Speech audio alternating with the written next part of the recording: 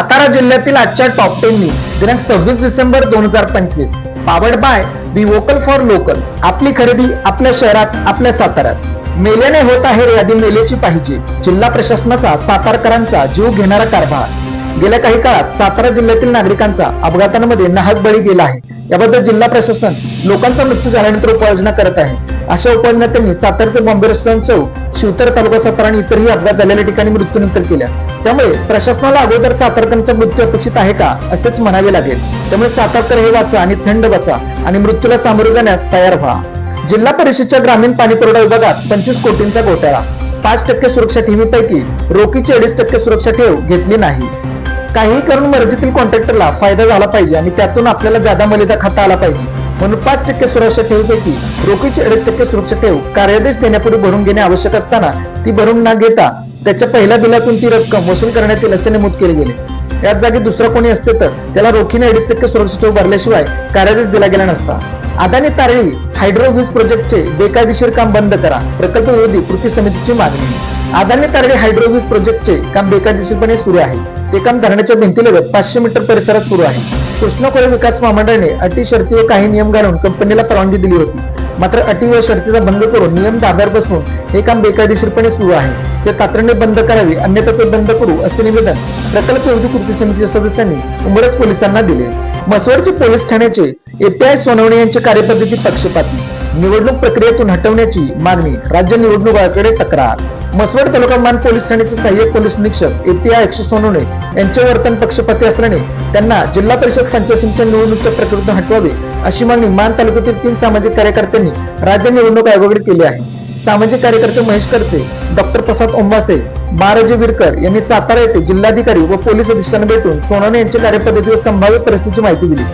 यावेळी देण्यात आलेल्या लेखी तक्रारीत त्यांनी म्हटले आहे की नगरपालिका निवडणूक आचारसंहिता लागू असताना अक्षय सोनवणेंनी एका विशिष्ट राजकीय पक्ष म्हणजेच भारतीय जनता पार्टीच्या उमेदवाराच्या बाजूने वागून पक्षपाती भूमिका घेतली आहे.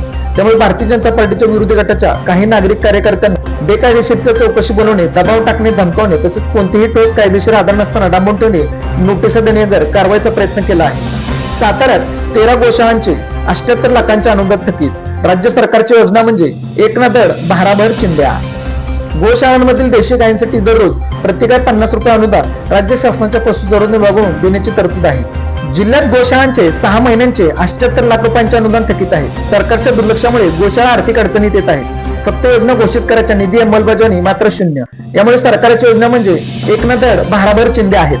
बिबट्या पकडण्यासाठी वन विभागाला 25 पिंजरे. पालकमंत्री शंभू देसाई यांची माहिती. जिल्ह्यामध्ये बिबट्या आणि मानवातील वाढता संघर्ष टाळण्यासाठी वनमंत्री गणेश नाईक यांनी 25 पिंजरे उपलब्ध करून दिले आहेत. ग्रामीण भागात त्यांचा उपयोग केला जाणार आहे. तसेच शहरी भागांमध्ये बिबट्यांच्या सुटण्यासाठी आवश्यक ठिकाणी एआय तंत्रज्ञानावर आधारित अलार्म बसवले जाणार आहे अशी माहिती मंत्री तथा जिल्ह्याचे पालकमंत्री शंभू देसाई यांनी सातारा येथे दिली. अंगापूर वंदन तालुका सातारा येथे गुरांच्या गोट्यात अल्पवयीन युवतीची गळफास घेऊन आत्महत्या. लहान मुलांच्या आत्महत्येमुळे पालकांसमोर आव्हान. सातारा तालुक्यातील अंगापूर वंदन येथील वैभव कंसे यांच्या घराच्या गोट्यात 14 वर्षीय अल्पवयीन युवतीने काळ्या रंगाच्या सुती दोरीने गळफास घेऊन आत्महत्या केल्याची धक्कादायक घटना घडली आहे. याबाबत जगन्नाथ हनुमंत कंसे यांनी सातारा तालुका पोलीस ठाण्यात खबर दिली आहे. लहान मुलांच्या आत्महत्येमुळे पालकांसमोर त्यांना सांभाळण्याचे आव्हान निर्माण झाले आहे. उमरज पोलिसांनी बेड्यांसह पळालेला आरोपी पुण्यातून केला जेरबंद. पोलीस गाडीचा अपघात झाल्याची संधी साधून हातातील बेड्यांसह उचल शेतातून पसार झालेल्या बलात्काराच्या गुन्ह्यातील आरोपीला पकडण्यात उमरज पोलिसांना यश आले आहे. अनिकेत प्रकाश लोहारा वय 23 राहणार पोळी तालुका कराड असे आरोपीचे नाव असून उमरज पोलिसांनी कराड तालुका गुन्हे शाखा पथकाने सलग 36 तास पाठलाग करून त्याला पुण्यातून जेरबंद केले. वॉटर स्टेशन तालुका कोरेगाव येथे निकृष्ट बांधकामामुळे सातारा लोणंद महामार्गाचे काम पाडले बंद. संतप्त ग्रामस्थांची राष्ट्रीय महामार्ग प्राधिकरणावर टीका.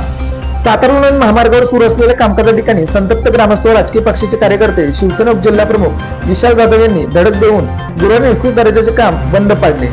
तब्बल 437 कोटीची निविदा मंजूर असताना ठेकेदार कंपनीकडून अत्यंत निकृष्ट दर्जाचे काम करण्यात येत आहे.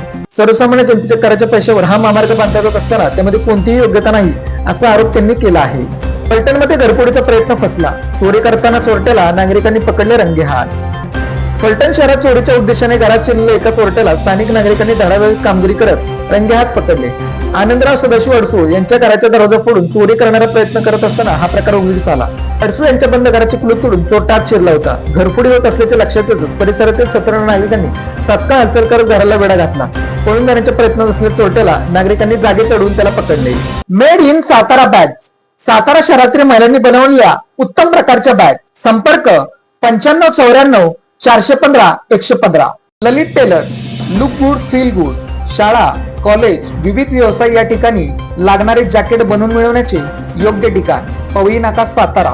अशाच बातम्यांसाठी जिल्हा सातारा या यूट्यूब चॅनेलला सबस्क्राईब करा. व्हिडिओ आवडल्यास व्हिडिओ लाईक करा, व्हिडिओवर कमेंट करा आणि व्हिडिओ जास्तीत जास्त लोकांपर्यंत शेअर करा.